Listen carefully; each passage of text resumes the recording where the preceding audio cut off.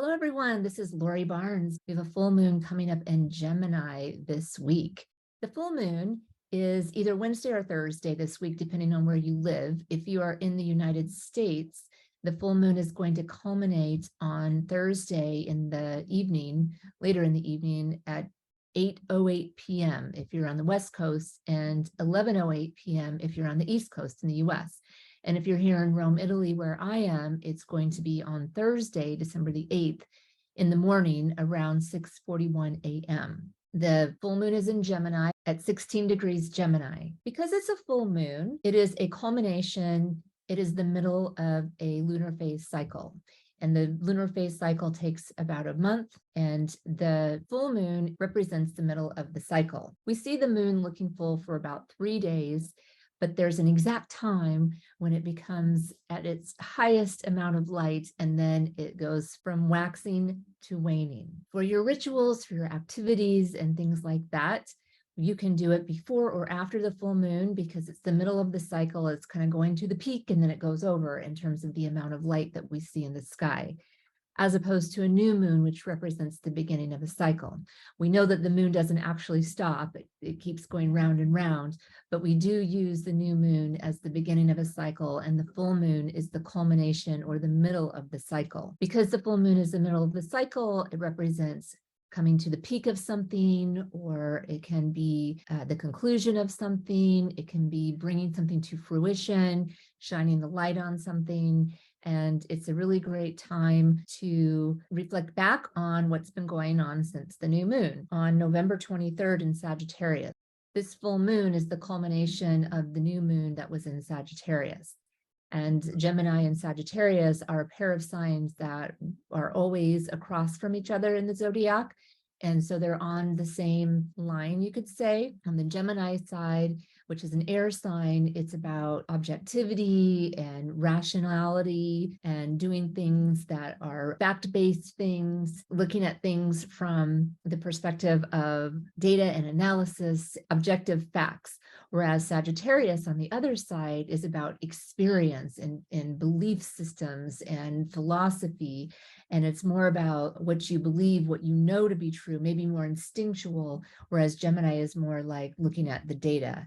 Sagittarius is about experience and enjoying life and doing things for the experience of it rather than for the destination, right? It's about the journey, not the destination. That's very Sagittarius. One of the most interesting things that I find about this particular full moon is that Mercury, which is the planet associated with Gemini, has just moved into the sign Capricorn. So it's at the very beginning of Capricorn. And Jupiter, which is the planet that is associated with Sagittarius or rules Sagittarius, is in the final degree of Pisces. And it's going to change signs in a couple of weeks. So you have the two signs of the full moon. So the sun being in Sagittarius and the moon being in Gemini across from each other. That's how we get the full moon, because the sun is putting its light onto the moon and the moon is reflecting as much light as it possibly can. That's a full moon. The two signs, Sagittarius and Gemini, are Jupiter and Mercury signs. And we have Mercury in the very beginning of a sign, and we have Jupiter at the very end of a sign. I see this as energetically like an ending and a beginning.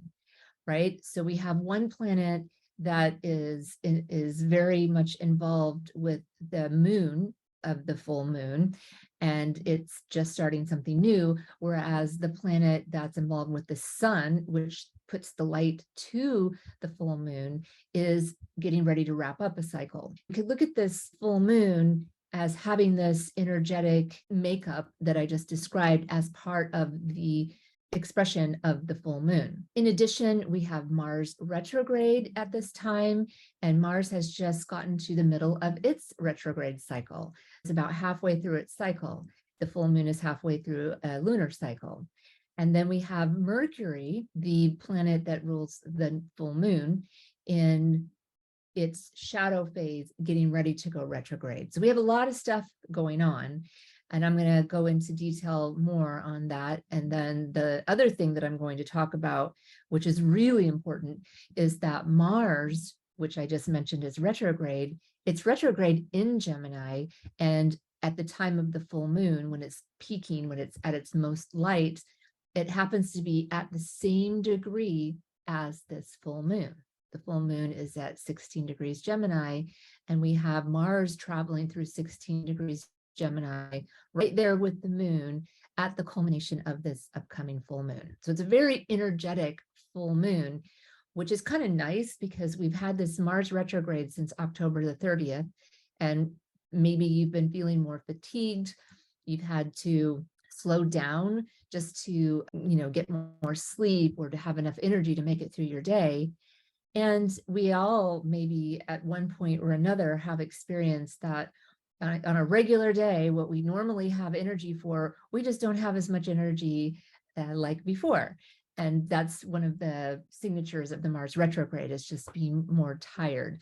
Now, it can really vary because it depends on where it shows up in your chart, but that's really a general statement. For everyone, a Mars retrograde or any retrograde in general is about reflecting back, reviewing, and realigning. So when we're talking about Mars, because it's the planet of action and it's about our motivation and our determination, how we physically go out and do things. And it also has to do with our inner motivation and our inner drive, like what inside of us gets us ready to go, to get out there and do something, to take care of something or not, right? If your Mars is really feeling this retrograde, you may find that your determination and motivation levels have really plummeted since October the 30th. Well, we are halfway through that cycle, and the best way to use this Mars retrograde cycle is to reflect, review, and realign. Now that we're about halfway through that cycle, it's really time to look back to October 30th and start to think about what has happened since then. What information has shown up for you in terms of where is your energy going? Are you putting your energy to the things that are most important to you?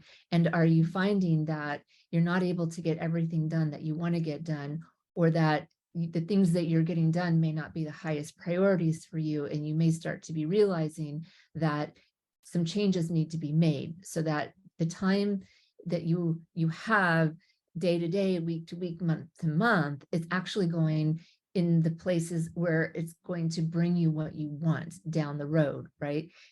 What we do now is going to impact what we bring or what we manifest in the future. Now, a couple days here, a couple days there, a couple weeks here, a couple weeks there, if you get behind, they're not going to be so much of an impact. But if it's becomes a habit, and if it extends over a great amount of time, then you may look back and think, well, gosh, if I would have done X 2 years ago, I would be in a different place today than I am. So during this Mars retrograde, it's time to really evaluate, review, reflect, look back on how are you using your time and your energy, and what adjustments would help you moving forward. During a Mars retrograde, it's time to look at those things and decide what changes you want to make. And it's not like you have to make those changes overnight. You have this time. Mars is retrograde for quite a while when you compare it to a Mercury retrograde. And that means that it's more about taking the time to really reflect and review. Then when you figure out kind of like the changes that you want to make, things that maybe you want to cut out of your schedule, how you want to redirect your time, then you start making those changes and start implementing those changes. As we go into this full moon during the Mars retrograde, then we can combine these different energetics and say, well, how do I use them together? We know that the Mars is really prominent in this full moon because it's at the exact same degree as the moon when the full moon culminates. So it's like, wow, like all of a sudden something might become apparent to you. Full moon is the sun shining as much light as it can on the moon. And here you have Mars right there with the moon. So maybe you have been noticing that it needs to shift, something needs to be realigned, and you're not quite sure what that's going to look like or how you're going to do that. Or maybe you're hearing this video and for the first time you're thinking about that, like, oh gosh, I really know that my energy has been overspent, I'm fatigued, I'm tired, or I'm running like the rat in the rat race. I'm just going, and there's, never time to relax and to readjust and get back to a routine where I feel like I have enough time to do self-care, where I have enough time to get things done, and where I'm working on my future goals, where it's like, where do you want to be in 5, 10, 15 years? Where do you want to be in 1 year or 2 years? Because Mars goes retrograde every 2 years. So what do you want to accomplish under this Mars retrograde, so that in 2 years, when it's time to review and reflect back on your motivation, your drive, your actions, that you've made progress. Now this Mars retrograde is coming together with the full moon. And so I would expect there to be a bit of a reprieve if you have been feeling a lot of fatigue, that there's more energy with the full moon in general. Any full moon, it seems like there's more energy, there's more light.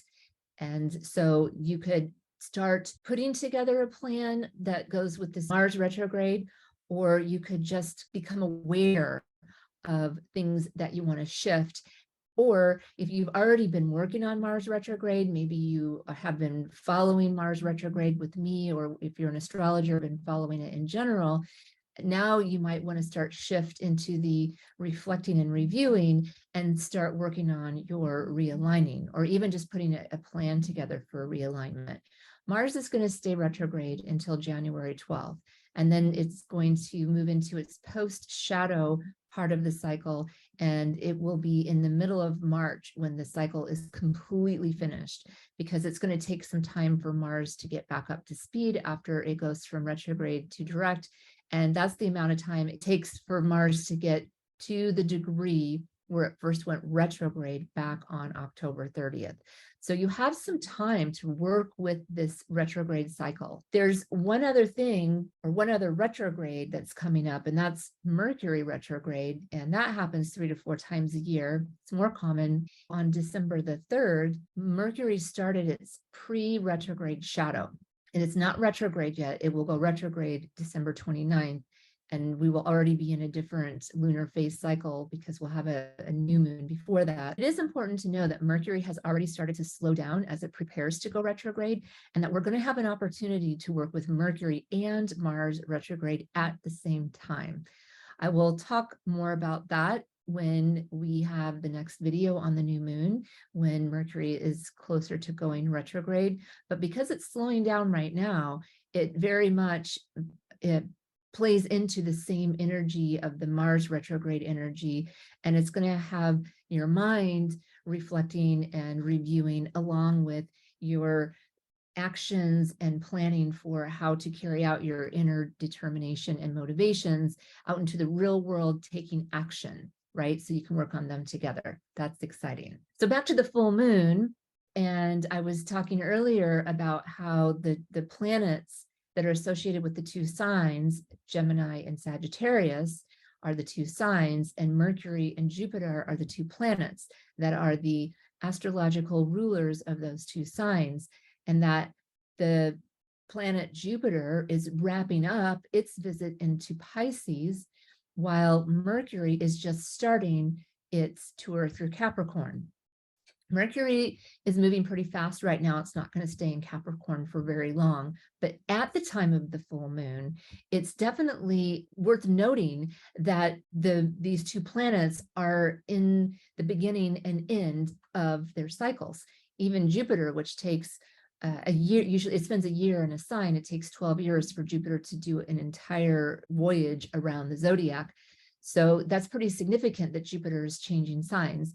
And so Mercury changes signs around every month, like the sun, and it usually takes a year for it to go around the zodiac, but because it goes retrograde 3 times a year, it's not a straight line. I would look at this as there can be a theme of beginnings and endings. And of course, we're coming to the end of the year, right? We're all of us who go with the calendar year are moving into holiday season and the end of the year and looking towards the beginning of the year. And a lot of people do goal setting at the beginning of the year. So this full moon can be a good time for you to start working on how are you wrapping up the year and how are you starting the year. You could pull out your goals, look at what you wrote down for what you wanted to accomplish this year. If you don't do that regularly, if you don't review that every month, this would especially be important for you to do. Some of you, like me, I do review it. I try to do it every month. And that way I have a gauge as I'm moving through the year as to how well I am doing at achieving my goals. And it also helps me understand how accurately I was able to forecast what I was going to get done in a year. The other way that I do goals is I have my year goals, but I also have much longer term goals.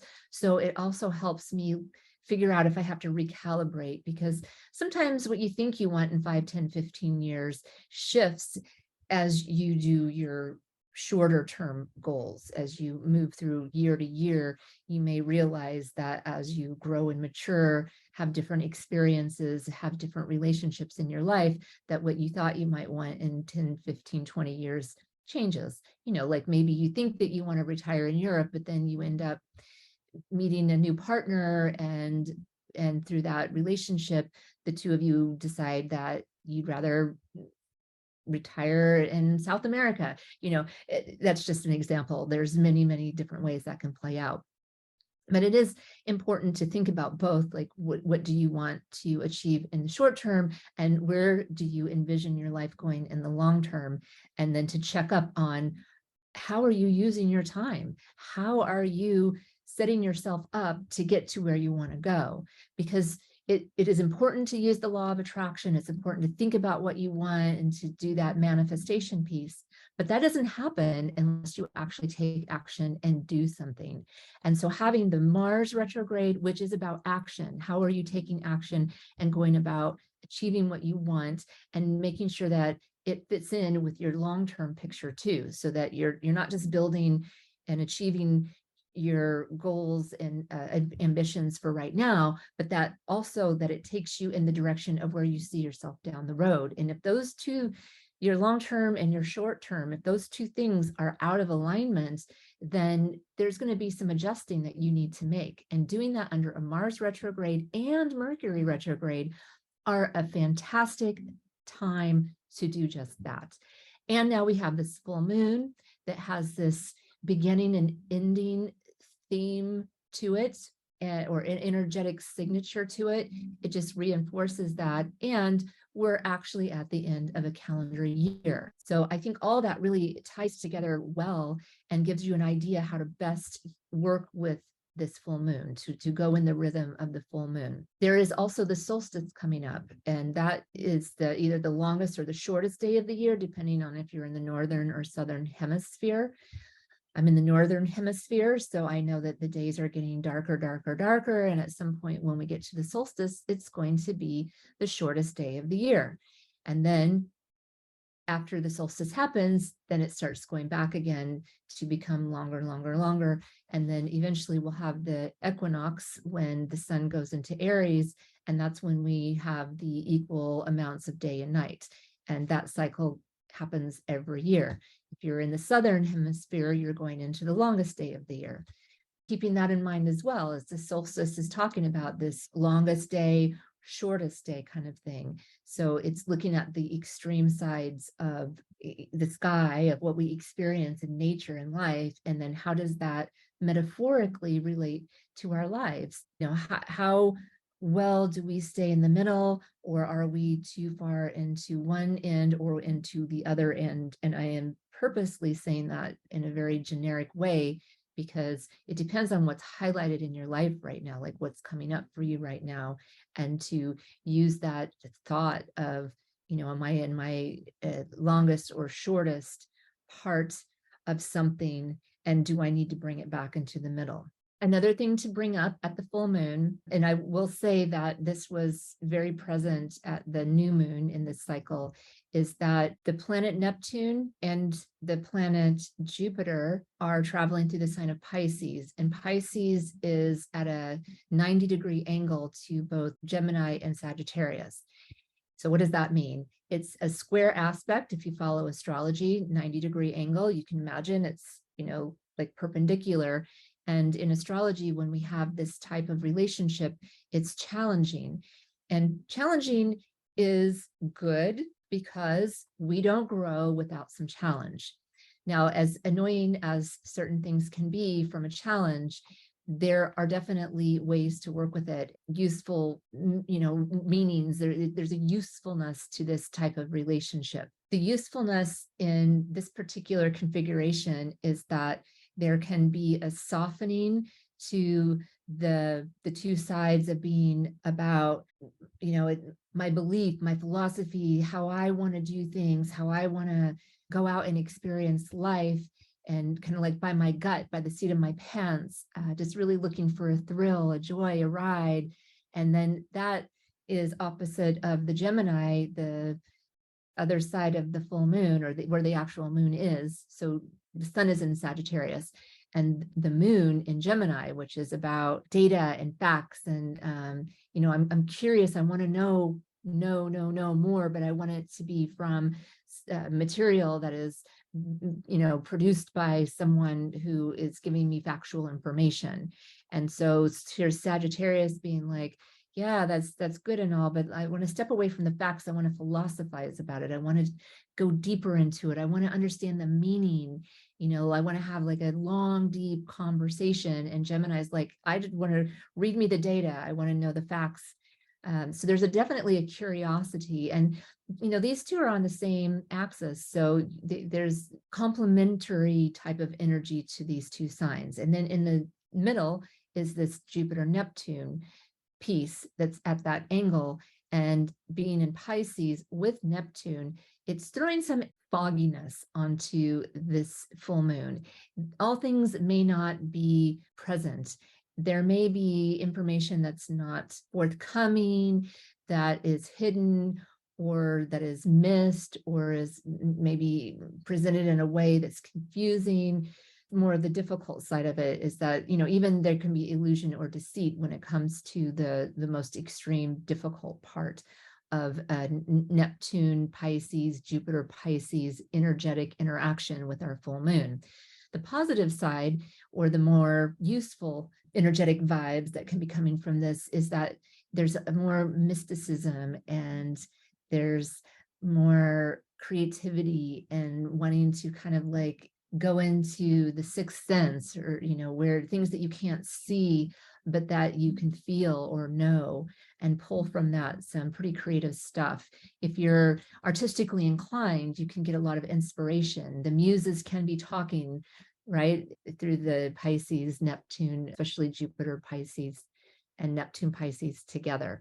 So just be aware that there is this vibe that's happening at the same time as the full moon, and really tap into your creative side. And if you are thinking, feeling that there is some missing information, and like you really feel it in your gut, like I just feel like there's something missing, that there's more to this that I need to know, you are probably right. And when you experience that, know that by the end of December, Jupiter is going to be changing signs. And so there's going to be a shift in this energy. And when Jupiter moves out of Pisces, then, we'll all feel that shift somewhere in our chart, wherever Aries is in our chart, because that's the sign that it's going to move into. One more energetic signature for this full moon that I want to mention is that Saturn, which is traveling through the sign of Aquarius and has for the last few years, is in a nice relationship with the full moon. It has what we call soft or flowing relationships with both the sun and the moon, which is nice, because it seems like for the middle of this year, like a greater part of this year, there was so much antagonism going on, especially because Saturn and the planet Uranus were in a relationship. But that's starting to drift apart, and this full moon, Saturn is involved because it's having a nice relationship to both the sun and the moon. And what's helpful about Saturn being involved is that Saturn has this grounding quality. It has a consolidating quality, or consolidation, where if you have felt lately that you're not really grounded, that you're just kind of like all over the place, and you want to get more discipline, more structure, get your feet on the ground, at this full moon, Saturn is going to have this relationship with both the sun and the moon, and it can be more stabilizing. Even with that Neptune and Jupiter Pisces stuff that I just talked about, Saturn is kind of like there saying, okay, yes, there's that, but I'm going to help ground you. I'm going to help attach your feet to the ground while, your mind can go out and explore and get creative and go into the mystical world. Meanwhile, the sun and the moon are having this, philosophical conversation versus, show me the facts, let's go through the data kind of conversation. And we have the endings and the beginnings, and we have the solstice where it's, the longest day or the shortest day. It's quite interesting. It's quite an interesting mix. And I think that we can have a lot of fun with this full moon, especially if we're working on how we want to guide our lives and we're looking at the new year coming up and we're working with the retrogrades. So I really like to work with the retrogrades because I'm a pretty goal-oriented person, and not just goals, because sometimes I feel like goals is so, business-like, but vision-oriented. Like, where is it that you really want to go in the long term, not just the short term? Because, we only have this one life on Earth as this person, regardless of your beliefs of reincarnation or religion or anything like that. We in our skin and our bones, our physical carnation in this world, we have one time as this person, me as Lori Barnes, I have one time here, and I want to do my best to make the most out of my life and to feel fulfilled that I've done my life purpose. And I really love astrology because it's helped me so much figure out who I am and how I can do what I want to do in life. This is a great period of time for you to invest in your long-term vision, your short-term vision. It's, looking at the end of the year and the beginning of the year, and understanding that there is, the light and the dark, there is the beginnings and the endings, and it's showing up in different ways. And so I hope for you that you can take this information and use it to help develop yourself in the ways that you want to develop your life and guide your life. I have a couple of quotes for you. The first one is from Khalil Gibran. I don't know if I'm saying that right, but I hope I am. It's a Lebanese author, poet, artist. And he says, when you reach the end of what you should know, you will be at the beginning of what you should sense. I thought that was interesting because I've talked a lot about beginnings and endings. The next one is from Germany, Kent, and she is a journalist, TV personality, beauty queen, businesswoman. And she says, never underestimate the power you have to take your life in a new direction. And I think that fits the things that I've been saying throughout this video. And then the last one is from Mimi Novik. She's an author. And she says, sometimes we can only find our true direction when we let the wind of change carry us. Now, I chose that one because I was thinking about the Neptune, Jupiter, Pisces, and that sometimes we just have to have faith and trust that we're going in the right direction. And as much as we want to control, we don't always have all of the information needed. We don't with astrology, we can't know exactly what's going to happen in the future. And sometimes we just have to go on faith. But that doesn't mean that we shouldn't put energy and effort into directing our life and to try to change our outcomes from the best. Again, this is how astrology is one of the best tools to help do that. Going with the winds of change. And I'm certainly not suggesting that we always just let ourselves fly in the winds of change, but to pull that into our toolbox, that sometimes we do as much as we can do, and then we trust that the rest will fall into place as needed. And then if it does or if it doesn't, we use these retrograde periods to reflect, review, and realign. That's, to me, the best thing you can do with retrogrades is that you do your best and then you look back and you evaluate it. If you just keep looking forward and you keep doing things and you never look back and evaluate, you're not learning the lessons, or you're not taking everything from your experience that you can. There's a lot of great stuff laying there waiting for you to relook at it and learn from it. And so I highly recommend that you take some time during retrogrades, especially the Mercury, Venus, and Mars retrogrades, because they can be very, very helpful for you.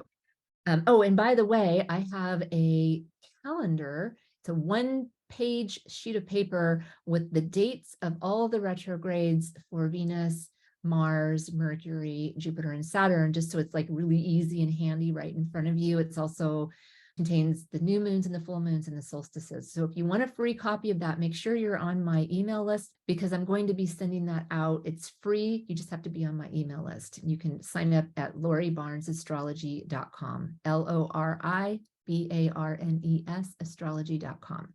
I'd like to share with you a few things that you can do at the full moon so that you can really kind of get in the groove with it. And then I'll also give you some ideas of things that you can do for the entire full moon phase leading up to the next new moon, which is Friday, December the 23rd. We'll have a new moon on December the 23rd. So on the full moon, make sure that if you're doing the rituals that I provide to you for free, I have a free resource called Full Moon Rituals, and I have one for each of the elements: air, fire, earth, water. And Gemini is an air sign, so if you want to do the full moon ritual for air, you can go to my website and you can get it for free, or if you're on my email list, I always have it in the email. You want to just be sure to do something that honors air, because this is a full moon in an air sign. And because it's Gemini, you might feel more social. So this is a full moon that you can certainly invite your friends and do something together. I would say if you're feeling social, get social, do it with some of your friends. Writing, philosophy, journaling, those are 3 things that I would definitely try to do at the full moon. And it's the middle of a cycle, so it's less important that you do it after the full moon. You can do it anytime this week. You can do it, now, a day or 2 before the full moon, after the full moon, even the coming up weekend. But I would spend some time writing, journaling, and, philosophically thinking about life. Think about everything I've mentioned today. Do some of that reflection, reviewing, and realigning. Have some fun, sing, dance, experience words and rhythm. Experience is a word I'm using particularly because it's a Sagittarian word. The sun is in Sagittarius, and the sun is throwing the light onto the moon in Gemini. Gemini is a very curious sign. It just loves to chat and be social. It likes to do 2 things at once. It's a dual-natured sign. It's the sign of the twins. Yeah, if you want to get together with some of your friends, that could be fun. I do think that it would be good to get out and get some air, especially if you're somebody who is inside a lot. Like I work remotely. I'm usually always home working in my office. So I'm trying to make sure that I'm stepping out, just getting some fresh air. If you can take a walk, go take a hike. At the very least, open some windows, get some fresh air. I'd clear out your house, definitely get some fresh air moving in. And if you can get out and take a walk in fresh air, that would be great. And if you live in a city, where the air is maybe full of the exhaust from cars and things like that, maybe if you could get a little bit out, away from that, go to the nearby countryside, or if there's a park, try to go somewhere where the air is more fresh and not so polluted. They have apps these days that can tell you like what the quality of air is where you are, even on your particular street. I think they can get that detailed. And now some things that you can do for the longer period of time. You can get yourself a new journal. It's a new year. It could be time for a new journal. If you can't or don't want to socialize with your friends on the full moon, think about that whole 2 weeks leading up to the next new moon on December 23rd. And of course, it's December. A lot of companies have their company holidays, or a lot of people like to have holidays for their friends and their families. So this is going to be a really nice setting to get together with your friends or families for the holidays. Highly recommend planning out some of those get-togethers. Gemini is curious, I said that before, and loves to take in information. So read a book, go to the library, go to a bookstore, do things that feed your mind. Being that it's a dual sign, Gemini, I would say over the next couple of weeks to make an effort to see things from the other person's perspective, the other person's point of view, especially if you're really irritated. Mars being with the full moon brings on this irritable quality. And if you already have difficulty with anger management, or maybe sometimes words come out of your mouth and they're more harsh than you meant for them to be. With Mars and the moon together, it's likely to exacerbate that, to make it more common and make it more difficult for you to filter your words and what you say. Do try to think about if you were on the receiving ends of the words that you are saying, and that can help you maybe understand some of the interpersonal relationships that you have.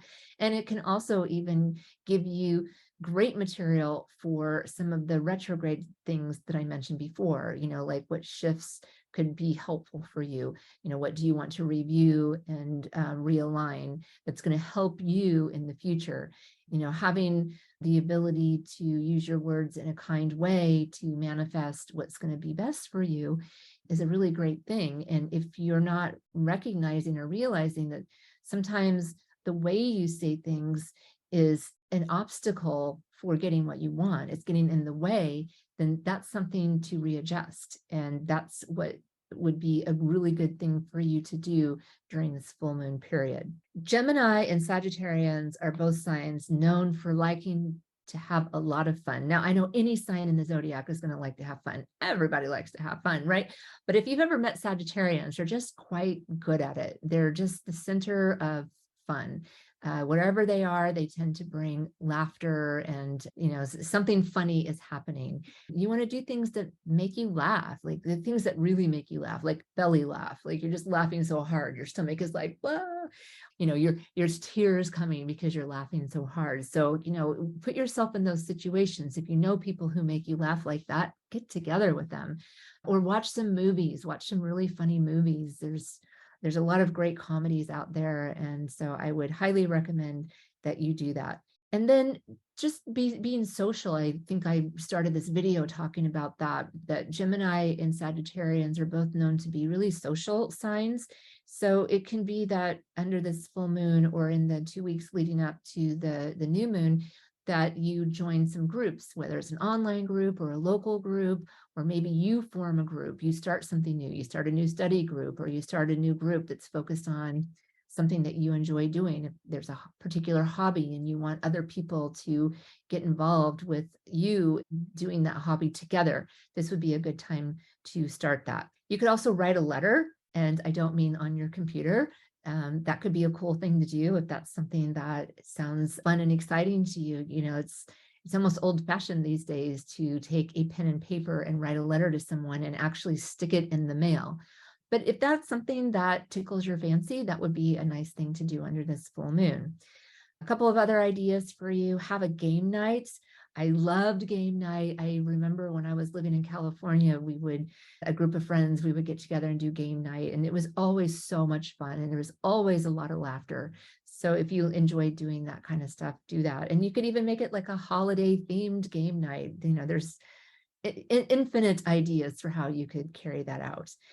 You could make homemade holiday cards. You could do vision boarding. And I was even thinking that it would be cool. I think I'm going to do this because this was an idea I had for myself, which is to make a vision board for the past year. So, you could theme it like accomplishments that I made this year, or, goals that I achieved this year, just something that represents your year. And I always do a vision board for the upcoming year, but then I was thinking, oh, maybe I want to do one that reflects back, because there's all this retrograde energy happening. So you could do, 2 vision boards. You could do one looking backwards and one looking forward. So that would be something fun to do. And the last thing that I have for you is essential oil recommendations that you can use during full moon. Stick with the wild orange to help with the Mars retrograde stuff. I've mentioned that the last 2 videos. If feeling kind of lethargic or lacking energy or more fatigue, wild orange is a good one. And then lavender is a good one just to calm your nerves, because there is this Mars conjunct the moon, Mars in the same degree and sign as the moon. So there could be like an increase in nervous energy, especially if you're someone who already has a nervous system that's, easily agitated, or you become anxious fairly easily, then you'll want something calming. So lavender is the one for that. And then the other one is rosemary. That's my overall general recommendation for the full moon, because it's clearing, it's refreshing, it can cool you down. But, sometimes you don't need cool down. Maybe you're in the southern hemisphere and you're like, oh, it's hot, I don't need cooling. But when we think about this full moon and the placement of Mars, there can be a lot of heat coming from within. Like you get angered easily, if you get irritated easily, that there can be this agitation that needs cooled down. And so rosemary would be nice for that. If you especially relate to that, you could get a bottle and just carry it around in your purse or with you, you know, breathe some in whenever you start feeling really agitated, because it can cool you down. So it can be cooling in the literal sense or cooling in the metaphorical, mental and emotional sense. Okay, that's all I have for you for this Gemini full moon. I do have a blog. I'm going to go into more detail on the aspects that I mentioned, and I will be sending the calendar out for 2023 with the retrograde solstices and moon phases. And if you'd like to get a copy of that for free, please make sure that you are on my email list, and that's at loribarnesastrology.com. And if you would like to work with me or have an astrology reading with me, you can do that through my website. I'm an astrology coach, and I also do astrological consultations. So I hope to see you soon, and I will be back with a new moon video for you around December 23rd or before December 23rd when we have that new moon. All right, take care. Ciao.